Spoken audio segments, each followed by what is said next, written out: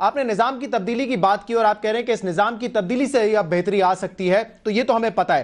اب مجھے یہ بتائیں اس نظام کو آپ کیسے تبدیل کریں گے؟ آپ نے پچھلے سال بھی کوشش کی، دسمبر جنوری میں آپ نے دھرنا دیا اسلام آباد میں آ کے 4 دن تک، سب کو یاد ہے، اور سب کی ہمدردی بھی آپ کے ساتھ تھی، ان بچیوں کے ساتھ تھی، ان بچوں کے ساتھ تھی جو آپ کے دھرنے میں شریک تھے، لیکن اس سے نظام تبدیل نہیں ہوا۔ کچھ کامیابی آپ کو ہوئی لیکن نظام تبدیل نہیں ہوا، تو اب کیسے کریں گے نظام کو تبدیل آپ؟ ٹھیک ہے، یہ اچھا سوال ہے۔ دیکھیے پچھلے سال نومبر جو سٹرگل کی، آپ کو یہ میرے جملے یاد ہوں گے، میری ہر روز کی ایک ایک سپیچ اور ایک ایک پریس کانفرنس کے ہر لفظ کو غور سے سن لیں۔ میری پوری ایمفسس اور کنسنٹریشن وہ الیکٹرل ریفارمز پہ تھیں، آپ کو یاد ہوگا۔ میں نے 23 دسمبر کو جو مینار پاکستان کا خطاب کیا، وہاں سے لے کر اسلام آباد کے دھرنے کے آخری دن حتیٰ کہ ڈیکلیریشن پہ سائن ہونے تک کنسنٹریشن اس پہ رہی کہ الیکٹرل ریفارمز ہونی چاہیے with in this constitutional and political frame work. انتخابی اصلاحات ہوں، الیکشن کمیشن غیر آئینی ہے، خلاف آئین بنا ہے، اسے سیاسی تقرری سے بالا ہونا چاہیے، اس قسم کی تمام ترمیمات اور اصلاحات ہونی چاہیے تاکہ انتخابات منصفانہ ہو، دھونس اور دھاندلی کا دخل انتخابات سے ختم ہو۔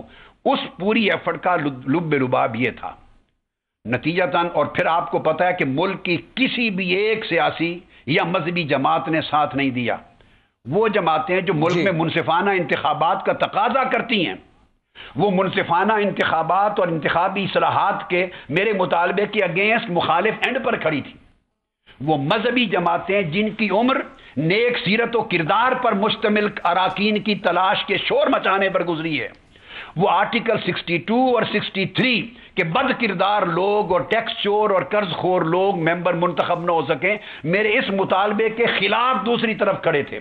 گویا ساری مفاد پرست قوتیں ایک طرف جمع ہو گئیں اور ان میں سے کوئی بھی انتخابی اصلاحات کے حق میں نہیں تھا، حتیٰ کہ تبدیلی کا مطالبہ کرنے والے بھی اس انتخابی اصلاحات کے لیے نہ آئے۔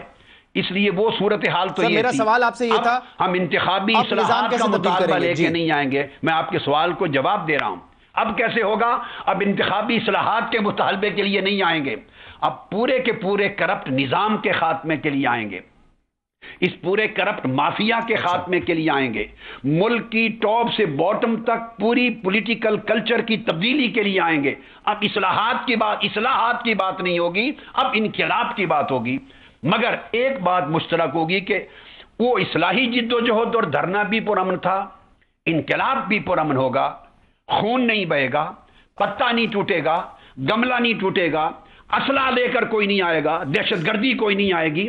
ہاں، سینے لے کر کروڑوں لوگ آئیں گے، اور اس مرتبہ میں کروڑ نمازی کی جب بات کرتا ہوں، وہ کم سے کم 18 کروڑ عوام میں سے 1 کروڑ لوگوں کو اٹھ کر اپنی تقدیر کے بدلنے کے لیے اور ملک بچانے کے لیے باہر نکلنے کی بات کر رہا ہوں۔ اب ایک جم غفیر اتنا بڑا سمندر آئے گا انشاءاللہ تعالیٰ کہ وہ فائنلی اس کرپشن پر بیس کیے ہوئے نظام کے خاتمے تک وہ اپنی کامیابی کے حصول تک رہے گا، اور اللہ کے حکم سے سورج کامیابی کا طلوع ہوگا اس جد و جہد کے نتیجے میں۔